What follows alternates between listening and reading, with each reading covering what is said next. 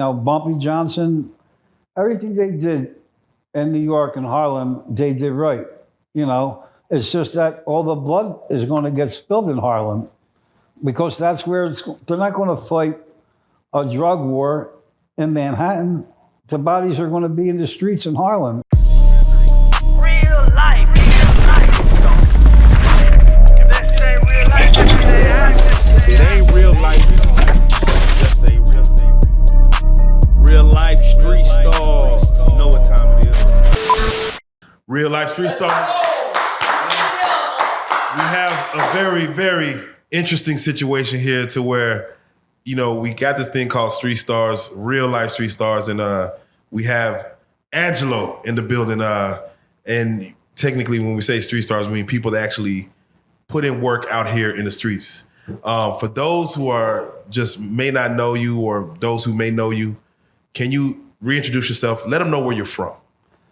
My name is Angelo, and I am Jaguar Wright's manager, friend, charge of security. I grew up with Jag in Philly, living most of my life on the Italian market. And the job is to keep Jaguar alive as long as possible, by any means possible, because the people that want to take her down happen to have a lot of power. And that's pretty sad. So, in other words, you're Jaguar Wright's muscle, if need be.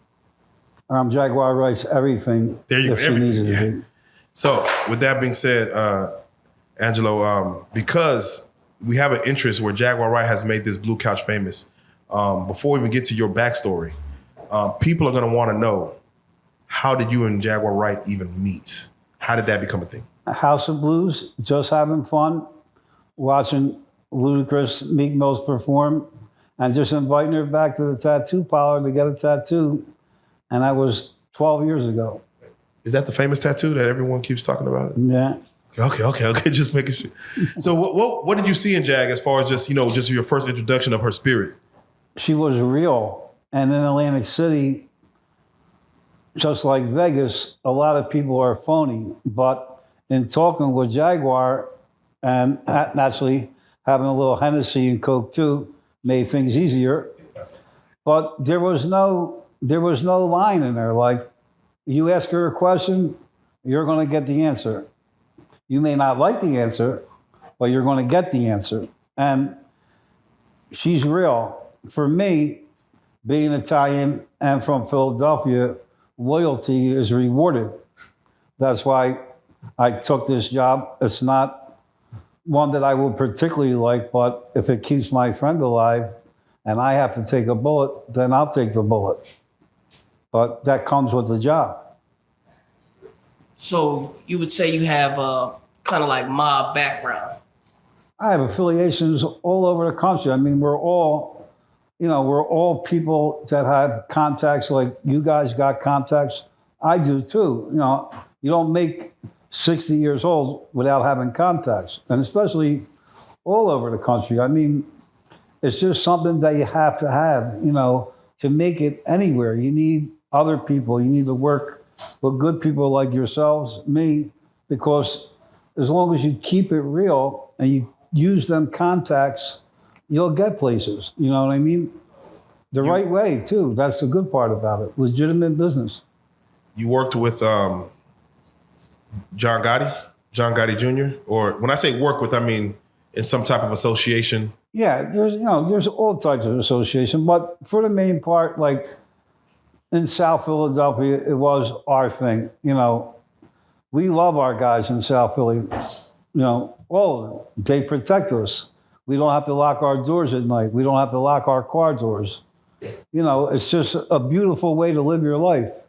And, it is what it is, and it's a great thing to have friends. Was that a thing back in the day, like extortion, to where like, hey, we're going to protect your neighborhood, and sometimes if I have to rough up the neighborhood to show you that we're going to protect it, this gives you a level of safety? Was that a thing back in the day in your world? It was always a thing in our world because, we grew up around all mafia guys who were crazy, and they have fancy cars and brand new suits and Rolex watches. So you seem to want to look up to them. And then when you realize that they're friends with your mother and father, you get an utmost respect for them because they're real. They might be making $5,000, $10,000 a week, and your father only makes 200, but he's my father's friend. And you learn to love them and appreciate the security they provide. Like there was never heroin in our neighborhood. No chance. We didn't even know what it looked like until 20 years ago. Anybody that would have took heroin into our neighborhood would have got hung by the wire upstairs in a minute. I mean, it was just one of them things that wasn't allowed, you know? And I wish it was that way today because the city would be a better place, you know? But unfortunately, you have to adapt or die in this world. So you just learn to go with the punches, you know? Have you ever gave someone an offer they couldn't refuse? Yeah, but they always take the offer because when there's money in the envelope, you don't want the money leaving. It's not so much that they want to refuse, is that there's enough money in it for everybody. Like, you know, you come to me and you might want to make 20 or 30,000, but here's 15,000. We're going to run with it. Next month we'll see if there's more for you. They always take the envelope. I always take the envelope. Yeah. All right, well, let's give them an education then. For those who, let's say the movie Goodfellas. Okay. How accurate do you feel the Goodfellas displayed the hierarchy and loyalty and just the business of what the Italian mob, how that runs? Well, in the movie Goodfellas, it shows you by the fact that Henry Hill could never be a made guy because he's not 100% Italian, and how, you know, Robert De Niro in his part in the Goodfellas movie, he could never be like Joe Pesci was because they would never make an Irish guy and give him that much power.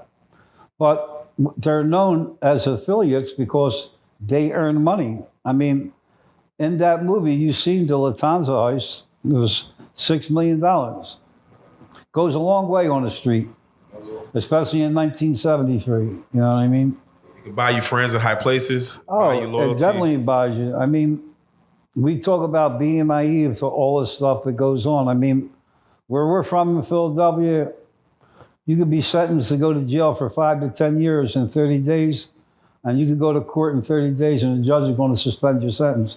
If you give them 25,000, that's the way it goes. There's crooked politicians, there's crooked cops, there's crooked people.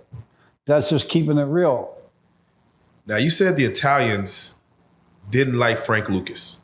Why is that? It's not that they didn't like him, is they were afraid of what he was becoming. In their eyes, it's scary for an African-American man to have that much power. And the fact of the matter is he cut out the middlemen.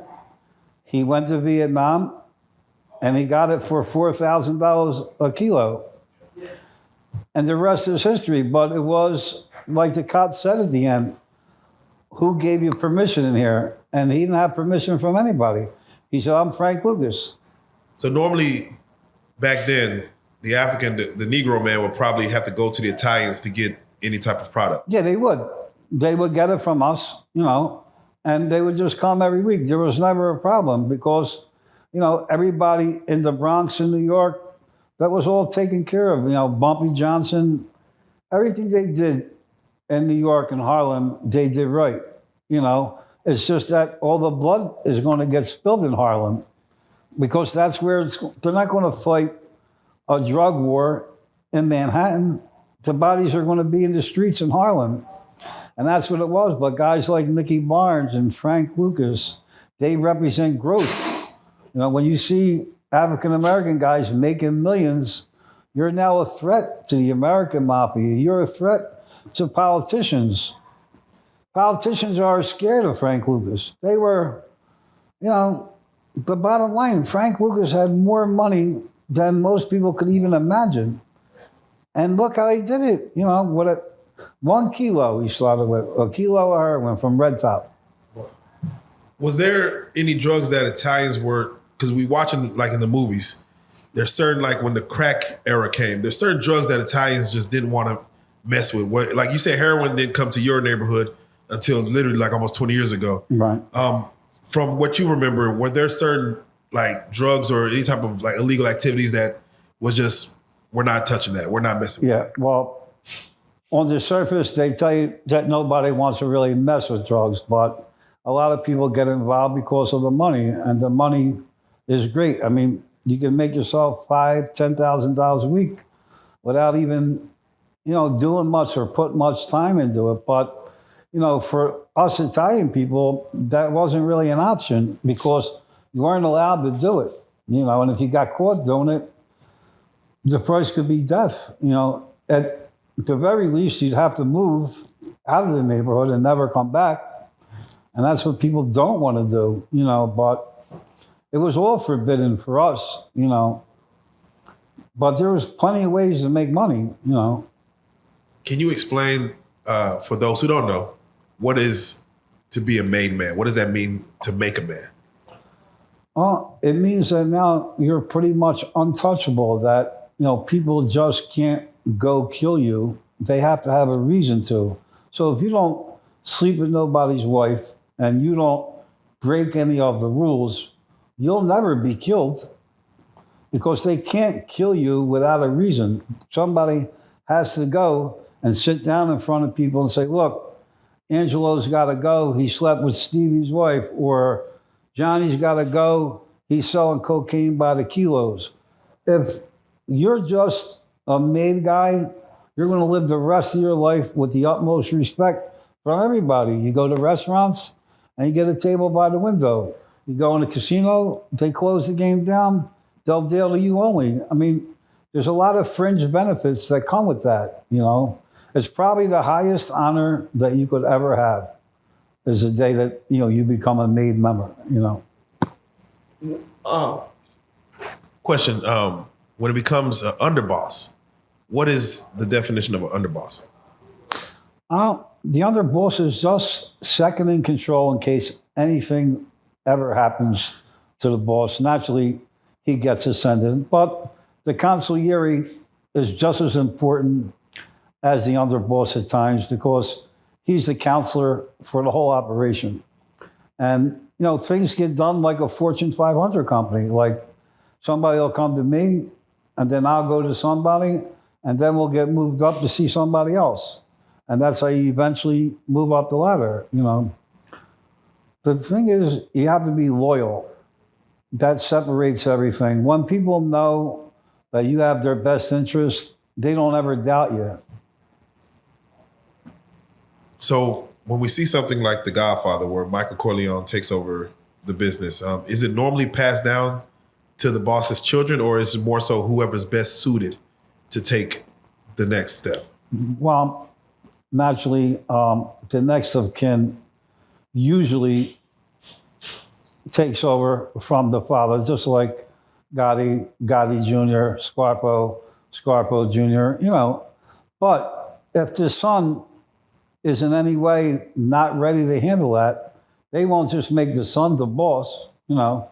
They will sit down, they will get in front of the commission and see who the 5 families would rather have in there, because the son might be a loose cannon, the son could be affiliated with drugs. You never know, you know, so you can't really say all the time that they'll succeed their father, because a lot of guys, the fathers, they don't want their sons getting mixed up what they got mixed up in. So they don't make their son become a made guy. They'll send him to college to be a lawyer, and everybody respects that and they understand that, you know. But as far as, you know, the fathers to these children, that's the only way of life that they know. And the mafia family comes before your own family. It might be Christmas morning and you might want to open up your Christmas gifts. But if you got to be at the hangout at 10 o'clock, you better be at the hangout 10 o'clock. If not, you get sent for. And that's not good. So off camera we were talking about if you could take away one of your senses, what would it be? And I said smell, and you said sight, and you said because you've seen too much. Yeah.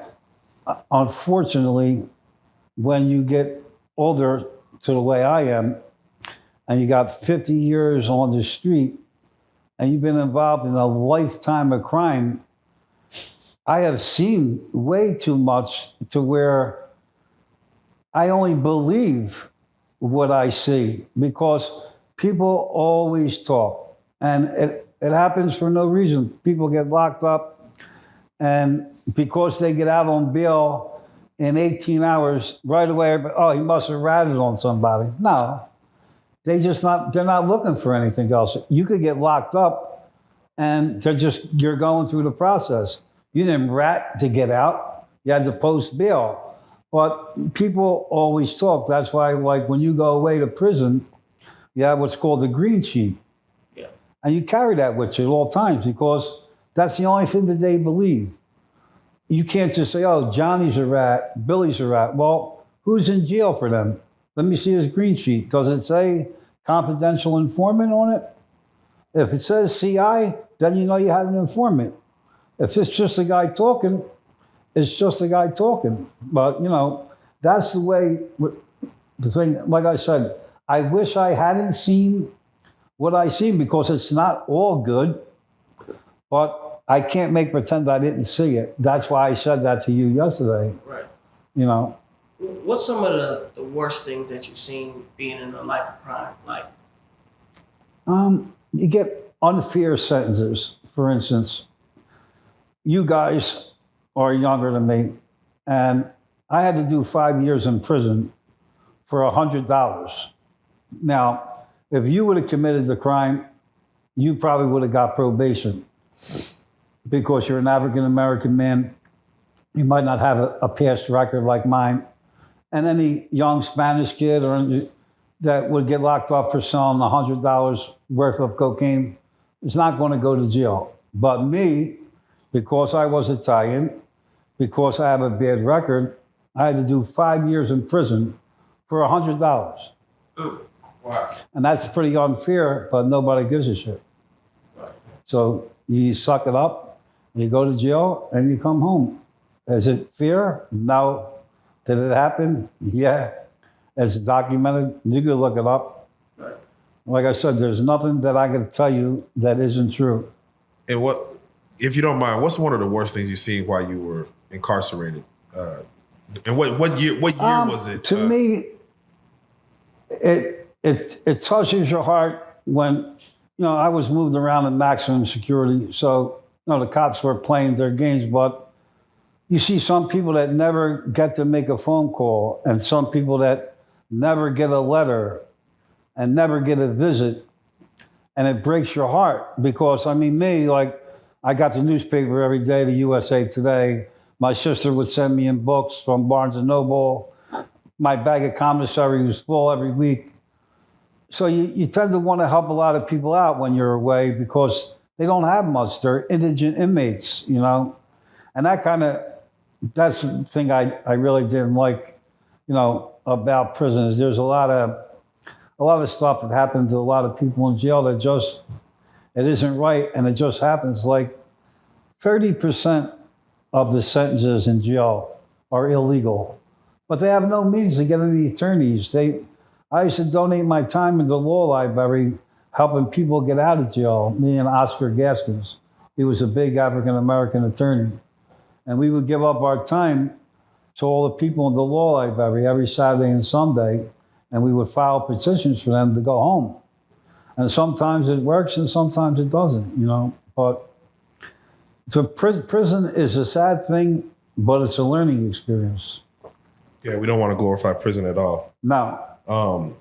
If you don't mind, you had said something a little earlier, and you said, and when it comes to the families, you don't want to get sent for, like, which means They're telling you got basically 15 minutes to get there or else. So can you go through some of the lingo, like, you know, swim with the fishes? What are some of the terminologies that people might not know about back then that, you know, somebody might say, you know, if a guy needs to get beat up or roughed up a little bit, like what are some things that people might say just to kind of, you know, like not be so direct, but direct? There's really only one thing to say, and it's the real way. They don't really sugarcoat messages like we would want them to. It's basically, you know, it's just the rule that if you're sent for, you have to go. It's just that simple. Like when your mother say dinner's at 5:30, well, it's at 5:30. So, and there isn't anybody that doesn't go to a sit down, because if you have a beef with somebody and you thought you were going to make $5,000 or $10,000 a piece, and now you're only getting $3,000, well, you might want to take it up with the other bosses and let's have a sit down and see if we can't get to the bottom of it. And then whatever they decide the rule, that's it. It's final. Maybe you'll get 6,000 a piece. Maybe 3,000 is all you're going to get. You're not getting 10, and you learn to live with it. You walk out the same way you would walk out of a courtroom when a judge makes a decision. Now, you come up in the 80s, right? Right. For an Italian to date a black woman, was that frowned upon, or was it like? Very frowned upon. And for me, very sad, because there was a lot of beautiful African-American women, as there was a lot of beautiful Spanish women too. I mean, all women are beautiful, it's just, it wasn't allowed. Like, you know, there was no way for me to bring an African-American woman to my mother's house. Yeah, they seemed like it was always a thing to take one home to your mother. It's like bring you an Italian home, not bring someone outside of the Italian race home. And there's a pride in that, I would assume. Yeah, it's reserved for only the best intentions. Like, you wouldn't bring a girl home to meet your mother if you were going to have her for a one-night stand. But once you bring her home to meet your mother, you're letting your family know that, hey, I care about this girl. You know, I want her to see my family, and things like work out, you know, in a good way. Well, I'm glad that society has changed and that there is no more prejudice like that, because we were talking about, you know, Lake Charles, Louisiana. When I was here in 1994, they still had a white beach and a black beach. Right. And that was totally insane in 1994, because I actually thought the name of the beach was Black Beach. Right.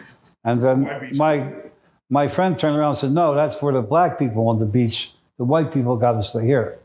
That's crazy. And that's 1994. It's 30 years ago. Lake Charles, Louisiana. Oh, that's crazy. Right on the Houston border, Beaumont, Texas. So speaking of the Houston border, and then again, I know you had a criminal past. Okay. Hopefully some things, you know, are beyond statute of limitations and things of that nature. Right. You was almost able to come up on $200,000 cash. Can you speak on that?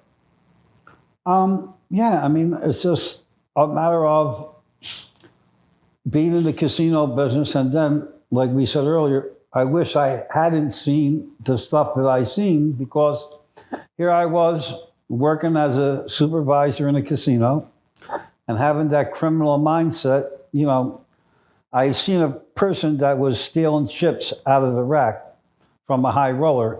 He would be shooting the dice. Everybody would watch the dice, and the girl was taking $300 every time he shot.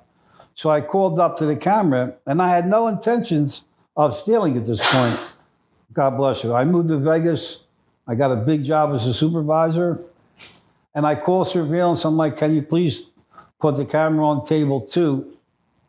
The girl's robbing the reel. And the guy goes, oh, well, we don't turn the cameras on unless the $1,000 chips were out. So right away, my criminal mindset is like, the camera's not on. It took me 1 hour to go on break and devise a plan for the next night. And then I told the guy sitting down on the dice table, I said, whenever I look away, you just stick $2,000 in black in your jacket pocket. And then you figure out ways to get around it. And what happens is, you know, you rob a casino, you don't go to jail as long as you don't have a gun, you don't have any chips on you. They're going to tell you to leave the state. Wait, it took you a lunch break to figure out how to rob $200,000 on your lunch break. Yeah, it took a lot of work though. It took some work, but A just lot of to sitting in the- devise the plan, just taking a break and say, let me just look around. Well, yeah, there's so many different ways you can get, 15,000 in 30 seconds and just do it once a night. Or you could take a chance of nobody noticing you, and you could take a little bit every night, but that brings your exposure into play.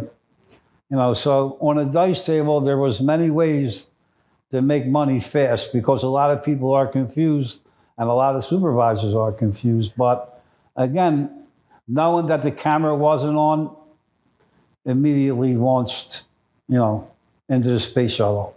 So, what's the bet? What's the worst bet in the casino?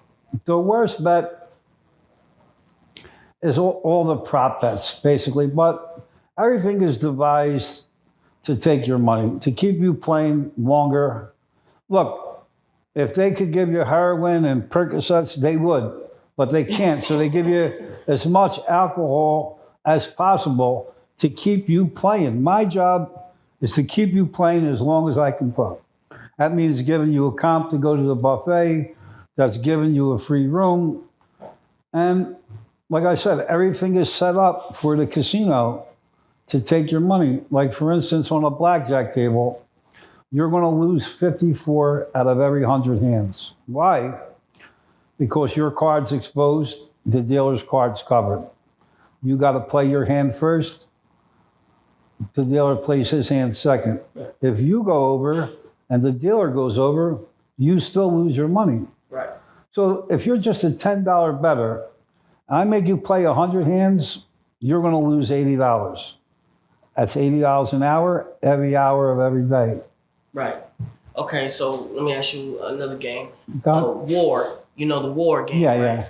Is that one better than the blackjack, or is the odds better No, than that? I mean, the most even game you could play is Baccarat because it's closest to 9. That's why you only see one table, but it's usually full with Asians and high rollers Right. because of the prestige. But the real money wasn't on a crap table years ago because it was a big thing. And you guys being African American, you should know better than you guys like to shoot crap. Right. Now, the Horseshoe in downtown Baltimore, where my brother works, is loaded every night, But, craps is a hard game to find. And there's a lot of people in casinos that you think are smart, but they're not. Right. Look, I was robbing chips off a game for months, and they had no clue. None. Right. But again, you see somebody in a suit and tie, and right away you think, oh, this guy knows what he's doing. Doesn't always work that way. And then last about the casino, the slot machine, right? Don't play the slot machine. All right. I'll explain it to you where you'll never play the slot machine again. Let's do it. Okay. You're playing against Bill Gates' computer chip. Do you like your chances? No. Okay. So why do you think there's 10,000 machines and only one Baccarat table? Because every $100 bill that goes in, they kick you back out $90. So they make $10 on every $100 bill. Every minute of every hour of every day, 365 days a year. When they stick that $100 bill in, you just made 10. They're going to make you hit cherries, lemons, 3 sevens, blueberries. You're not going to get the $100,000 jackpot, but the people are addictive. You're never going to see a clock. You're never going to see the outside of a casino. Atlantic City's on the beach. You can't look out the front window. They don't show you the beach. The contours in the rug are made for you not to look down. It hurts your eyes. The bells going off. You see the machines? That's all addictive. The people that sat there sticking things in, they get addicted to the Oprah Winfrey machine, to this machine, to that machine. Yeah. Everything is done for you to lose your money. Right. So no matter how much my bet is, if I'm betting $100 to spend, don't do that. I mean, you're going to lose gambling unless you do it the right way. Like, if you're going to gamble, know everything about it. If you're going to play poker or blackjack, learn how to count cards. Learn the maximum you can learn before you try to master it. Like right now, everybody thinks they're great poker players because this World Series of Poker took off and one amateur guy won in 2003. So the game just took off. Now they're playing for millions of dollars online. But the bottom line is, we have no chance. You can go into a slot machine tonight and stick $100 bill in, and you could win 30,000 tonight. Well, you're more likely to lose 2,000 before you'll ever cash a ticket on a slot machine because it's a computer chip designed by Bill Gates to take your money. So would you say the safest game to play that is less risk-proof is probably, let's say, the roulette table? Roulette table, black or red? You have no chance. You have no chance? Just black or red? Because everything's stacked against you. You know, it's 38 to 1. They only pay you 35 to 1. So if you hit for $100, they're robbing 300 from you right away. Oh, shit. You know, it's just like everything. Everything is set up for you to lose your money. Is there any game that you play if you go by yourself or you just? Yeah, I go play poker because I play against you, him, and her. The casino's not involved. You're playing against Billy, Johnny, Petey. Right. All the dealer does is deal your cards. They take $4 out of the pot and they get a tip. The dealer's not involved in the hand. When you play blackjack or craps, you're playing against the house. Right. In poker, you play individual people. That's why it's a sport, because there's bluffing involved. I could bet $1,000 and not have anything. But if you only got a pure ace, you're not going to give me $1,000. You're just going to throw your cards in, but you had the winner. Right. But because I bet and you're watching me all night and I'm a big Italian guy with a big gold chain, you don't want to have nothing to do with me. Right. You want to play against every drunken tourist idiot whose girlfriend's calling him on the cell phone, who's drinking some Hennessy, who's smoking pot on the boardwalk. You want to play him every night of the week. Yeah, and you're there to play. So you're there to play. It's a psychological game. It's very It's very psychological. Let me ask, in the movie Casino with Robert De Niro, Joe Pesci, it showed the Italians come in to take over the casino world. Back when Vegas was growing in Atlantic City, was that something that they were into? Because if it's making money, I'm sure they want a hand in it. Did you see a lot of migration to Vegas, to Atlantic City, to Reno? Yeah, I mean, naturally, you see it in Vegas more because, you know, the Teamsters pension fund gave all the casinos legitimate loans.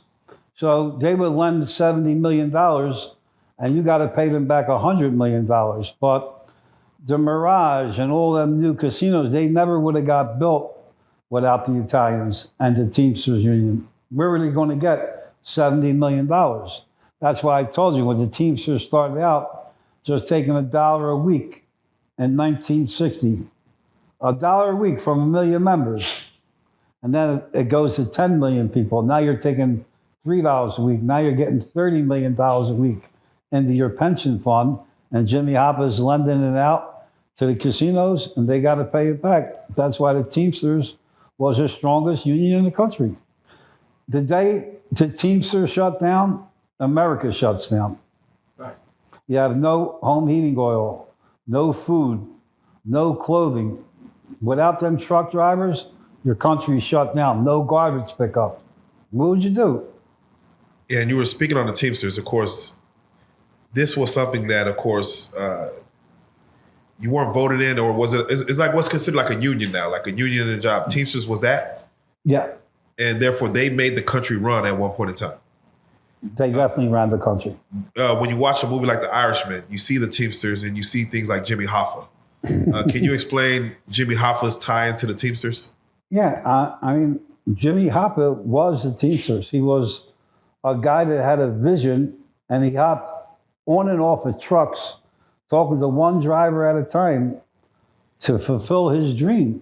And look, we all know that being naive is not a good thing, but people are naive to the fact of what the Teamsters did. And it's the same way they're naive to what's going on. And they were naive with President Kennedy. Like, he got killed because of his brother. And they went after Jimmy Hoffa and the Teamsters for no reason. The Teamsters didn't kill JFK, but people are naive to the fact that you could get a president elected, but you could also get a president killed. People don't want to believe that because there's no evidence of it. You know what I mean? I don't have any evidence of it.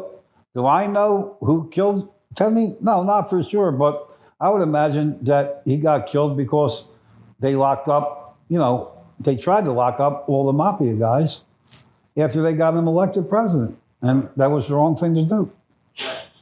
When you see a guy like Sammy the Bull, what is your thoughts about him? He's a rat.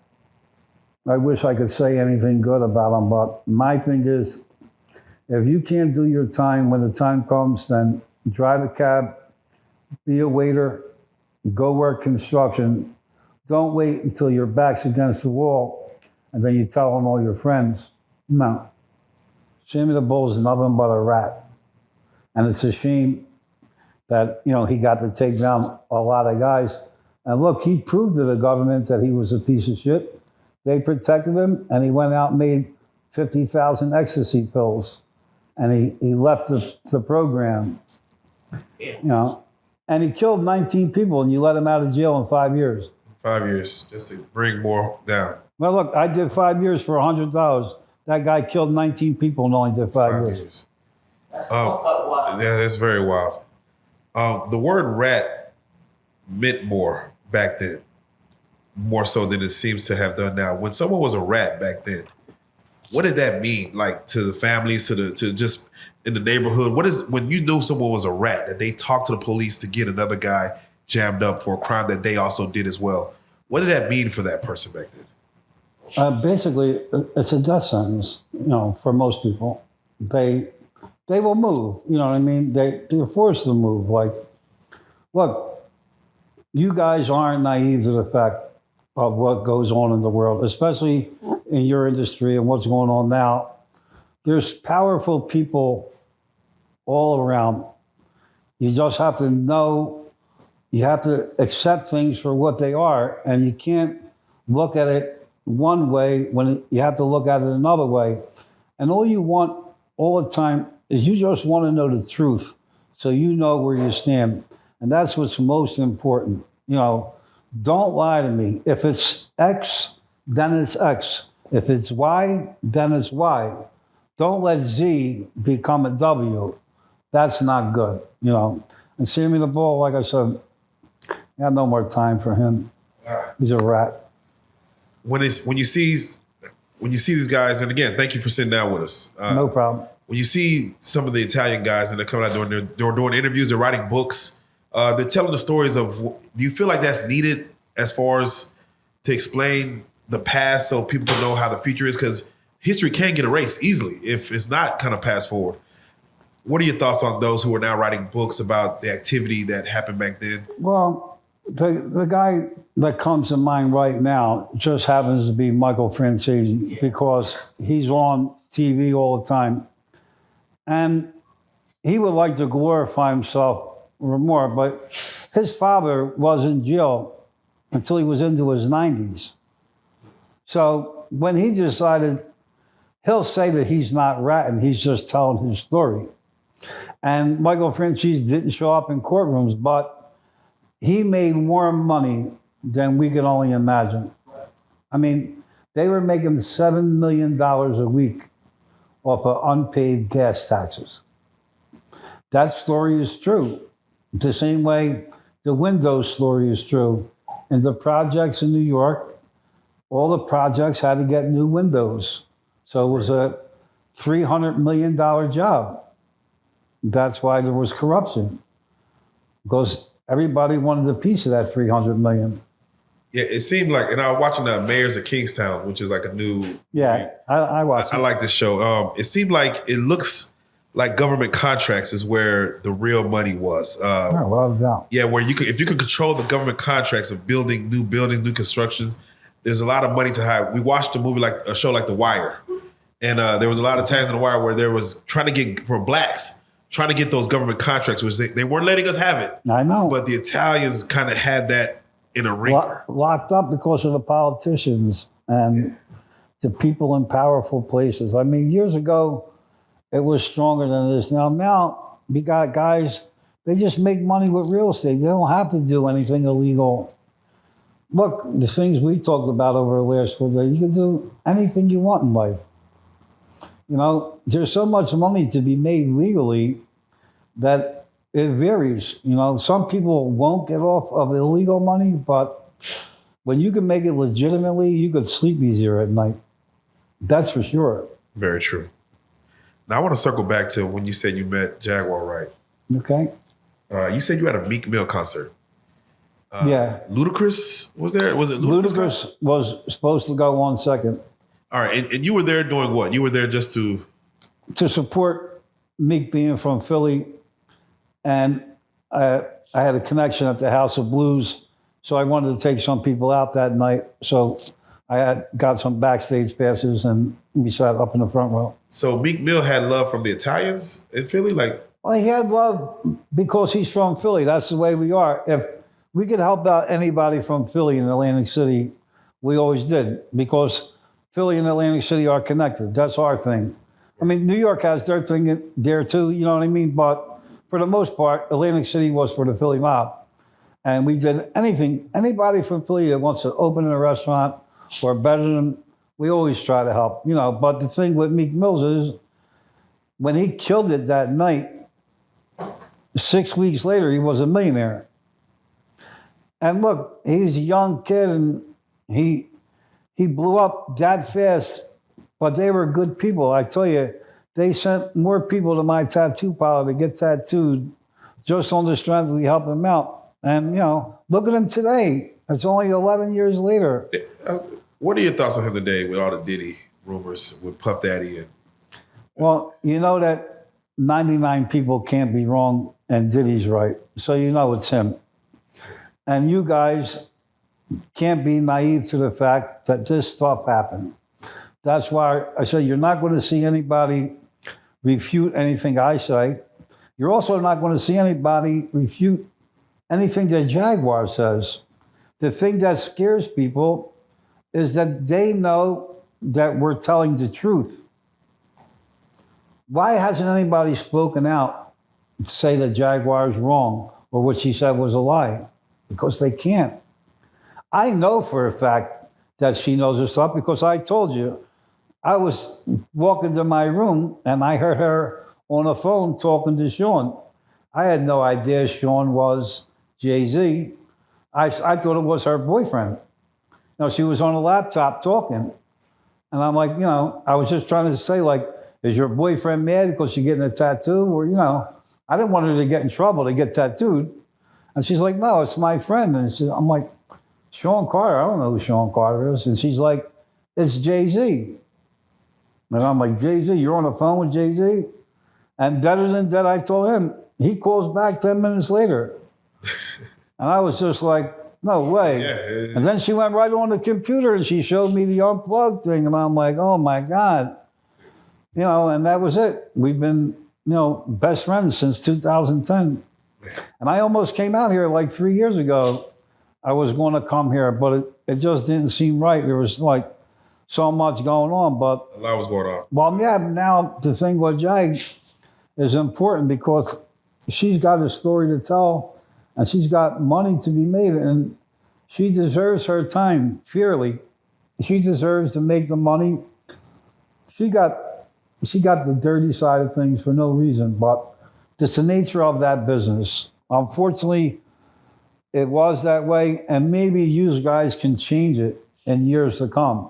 You know, that would be great because there's a lot of talent that's probably trying to reach out to you guys. And maybe by doing these shows, they'll feel safer coming to you guys. Right. And, you know, you guys can work it for what it's worth, you know? Right. What would you say to a person who would want to bring harm to Jag? You better kill me. That's all I can tell you. I mean, the other night, I know, I came in here and I had the bag, And I know you know what was in the bag, but it wasn't for here. I wasn't taking it for here. But yeah, I mean, you know, I have to carry that because I have to be safe.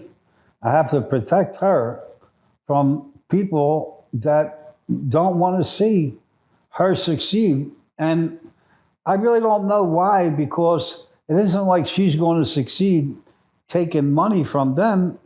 Whatever Jaguar generates, she's generating through her hard work. She's not taking any money from Jay-Z. She's not taking any Diddy's money. Matter of fact, she don't even have to speak out against them too. There's 20 people online today talking about it. Kanye West, 50 Cent, the driver in our Uber today, Jaguar Wright fan. She picked us up to take us here. She loved Jaguar. Everybody's got a different opinion, but you guys have a right to earn. Jaguar has a right to earn. Every person has that God-given right to do what you have to do to feed your family. I don't judge anybody. You do whatever you have to do to feed your family, right or wrong. I'm not going to judge you on that. There you go, man. Angelo, man. I got to say, Jag had spoke on you a while back. She used to say, Ange, she used to speak on you highly to finally meet the man. Our expectations were not only met, but, definitely overdue, because I'm like, for y'all's friendship, for what you're having to now even manage as far as being a person who's going to take care of what she has going, I'm only excited for what the future is going to bring. Thank you for putting your face out there as far as saying, hey, let me just let the world know and tell my story a little bit. I know we didn't get through the whole backstory. We're going to go further and deeper. Yeah, look, but I always have time for you guys. Like I said, yeah, just to sit down for right now and just share some good old stories, man. It's always a blessing. For those, are you even on like social media? Do you do the social media stuff? no, I really don't do it. You know, there's a lot that comes with it, and you guys and Jag, you just kind of have to do it in your business, you know. No, But the social media thing is just taking off because you guys are making it better. You know, what you guys are doing is going to benefit a lot of people. thank you. And then behind the scenes, you've given us a lot of tips, a lot of ways we should run. Not only our Jag interviews, but just interviews in general as far as to help us out. So I definitely appreciate your business acumen as far as just your knowledge of, again, we have to listen to our elders. We have to listen to those that come before us, that did it before us. Again, It's the only way to learn. it's the only way to learn. It's the only way to learn. So with that being said, normally we do shout outs to where, anybody that you want to just pay respect to that kind of got you to this point. Are there any names that you would like to shout out? Just maybe even your mom or whoever, just to, To my mother, father, and my whole family, none of this means anything without them. My family is the most important thing in my life. And, my father is still my role model till today. beautiful. Charles Barkley's not, Michael Jordan's not. There. My father is my role model. There you go. Was he a blue collar working a regular job? My father was a guy that found me more jobs that I didn't want to work at because I wanted to be somebody bigger and better, and he just kept finding another job for me. And I was working for guys with $4,000 in my pocket, and they're paying me $10 an hour, but I went to work because my father wanted me to go to work, because he told me anybody without a job is not a real man. There you go, man. He found me jobs from 8 years old to 33 years old. I mean, he shouldn't blame you for trying to be better than him or, become better than him. But I do give him respect for trying to ground you into reality, saying you have to work for what you want. You can't just have a pocket full of money and no job. Where are you getting to that? There you go. There you go. We talked the importance of paying taxes earlier. I want people to know. A lot of guys, I think Gotti got hit for taxes, I believe. Out of everything in his life, tax evasion. You're going to have to give the government theirs. Believe me. When you make your first million, they're going to take 17% of it. Come on now. So you'll be glad to give them $170,000. Yeah, it's like when you're making that kind of money, hopefully it's not a one-off. Look, you can bring me my $830,000. I'll be just as happy in the morning. Take your $170,000 out of my million. There you go. Build some roads. Build some schools. That's it. Can't hate it. Well, there you go, man. Angelo, we got to say it. It's not too often we say this and really mean it, but we have to say it. Angelo, you're sitting here on the blue couch. We appreciate it. You are a real life street star.